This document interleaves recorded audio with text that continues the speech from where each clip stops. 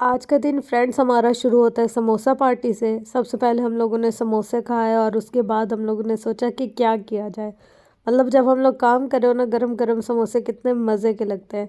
समोसे शमोसे खाने और पेट पूजा करने के बाद मैं आ गई थी चेंज करने के लिए। और जब मैंने अपनी अलमारी खोली, उफ खुदाया, थोड़ी देर के लिए तो मैं सुन होकर रह गई कि समझ ही नहीं आ रहा था आज क्या पहना जाए और कौन से कपड़ों को सिलेक्ट किया जाए, क्योंकि कपड़े ही नहीं थे। मतलब लिटरली जो कपड़े 2-4 थे वो मैले हो गए थे और जो बाकी बचे थे वो इस काबिल नहीं थे कि पहने जा सके। फिर जो मुझे सलवातें सुननी पड़ी अम्मी जी से, उसका तो खैर कोई पुरसाने हाल ही नहीं है। फिर भी 2-4 मिनट सोचने के बाद मैंने सोचा कि क्या ही करें, क्योंकि अब जाकर सारा पेंट का काम करना है तो सिलेक्टिव कपड़े हैं और वैसे ही लेकर जाने हैं। फिर मैं आ गई अपने पार्लर और यहाँ पर देखे जी, आज हम लोगों ने करना है दरवाज़ों का काम, क्योंकि मेरी कोशिश ये है कि फटाफट से ये काम कंप्लीट हो और फिर हम लोग कुछ और करें। इतने दिन से मुझे अपने पार्लर की चाबी का ही अंदाज़ा नहीं हुआ कि कौन सी चाबी है।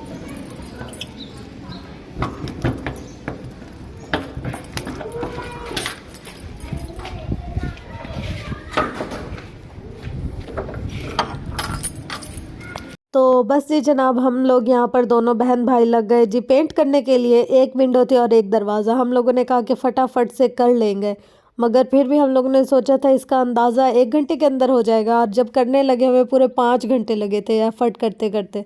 लेकिन फिर भी हम लोगों ने हिम्मत नहीं हारी, पूरा सारा पहले इसको और एक मार से खुरच खुरच कर साफ़ किया, मट्टी साफ़ की।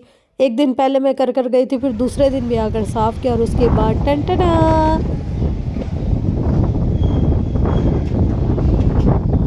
ये देखिए जी, आपकी बहन ने और मेरे भाई ने मिलकर कैसा ही शाहकार तैयार किया। अभी यहाँ पर और भी कलर करना है। जैसे ये तो हम लोगों ने जंग से बचाने के लिए कर लिया। अभी इसका जो ओरिजिनल कलर है ना वो रहता है, लेकिन अभी हमारे बजट से आउट हो रहा है।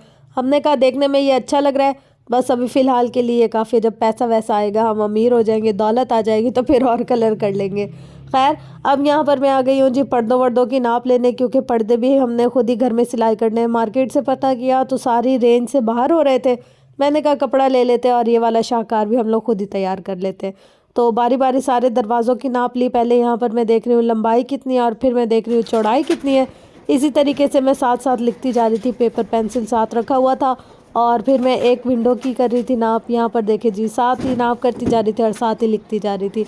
मतलब सिलाई तो खुद आ जाती है, तो जहाँ हम पैसा बचा सकते हैं वहाँ क्यों ना ही बचाया जाए। तो बस ये सारे फार्मूले ना हम लोग घर में कर रहे थे। अब यहाँ पर पर्दों वाला मसला हल हो गया था कि भाई पर्दों का क्या करना है, तो हम लोग आ गए थे ऊपर छत पे।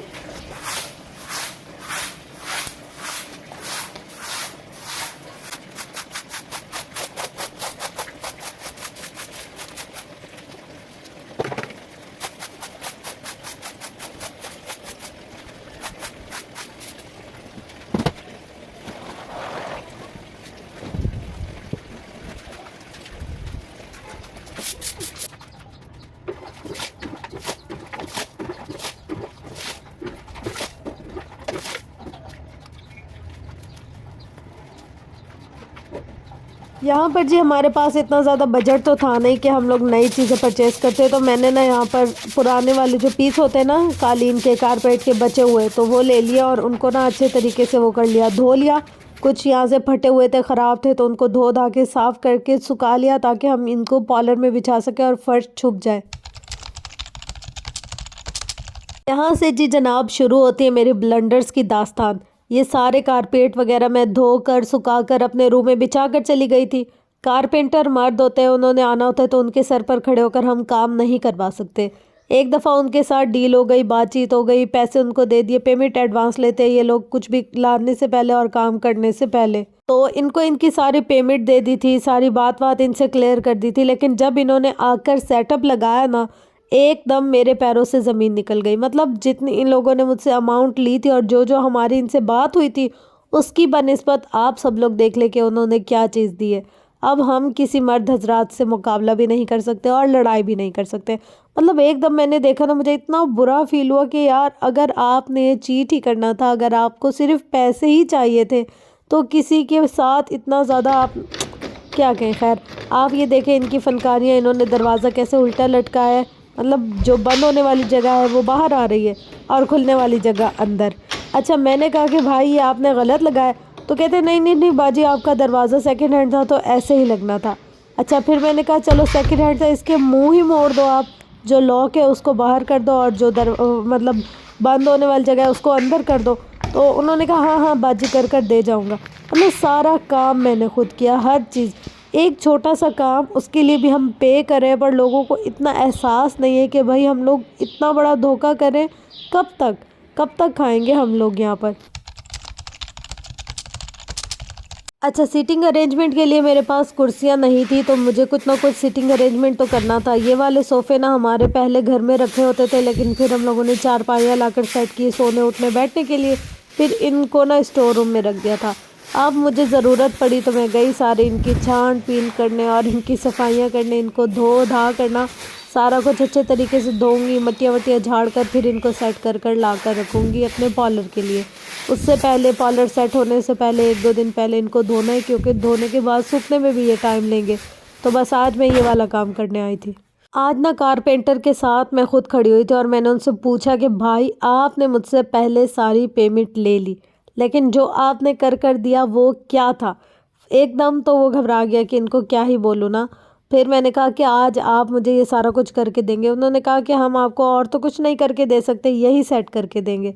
अब हम मरता क्या ना करता, पैसे दे चुके वो देंगे नहीं वापस।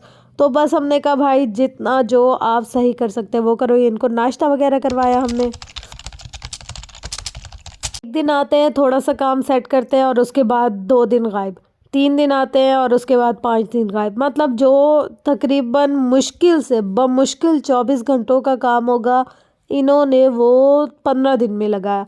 इतनी दिक्कत हो रही थी और उसके साथ साथ इतना दिल खफा हो रहा था ना कि भाई पेमेंट ले ली, काम अच्छा नहीं किया, ऊपर से अगले बंदे का टाइम ज़ाया करे, आपको खुदाए खौफ ही नहीं आती।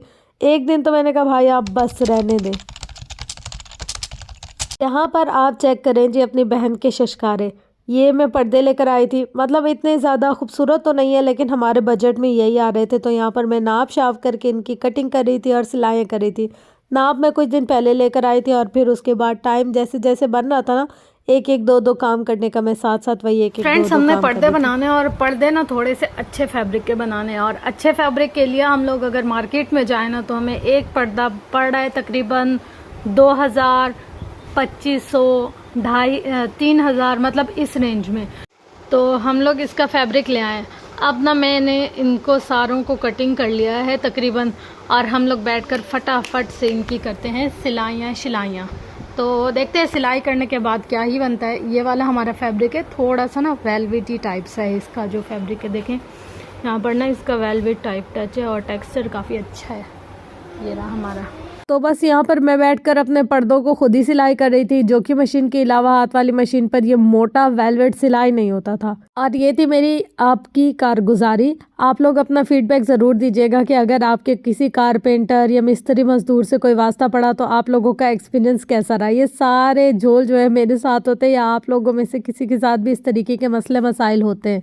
अगर मेरी वीडियोस और एफर्ट्स पसंद आए तो चैनल को लाइक, कमेंट, शेयर, सब्सक्राइब ज़रूर कीजिएगा, क्योंकि आपकी सब्सक्रिप्शन मुझे मोटिवेट करती है ताकि मैं मज़ीद और अच्छा और बेहतर काम कर सकूं।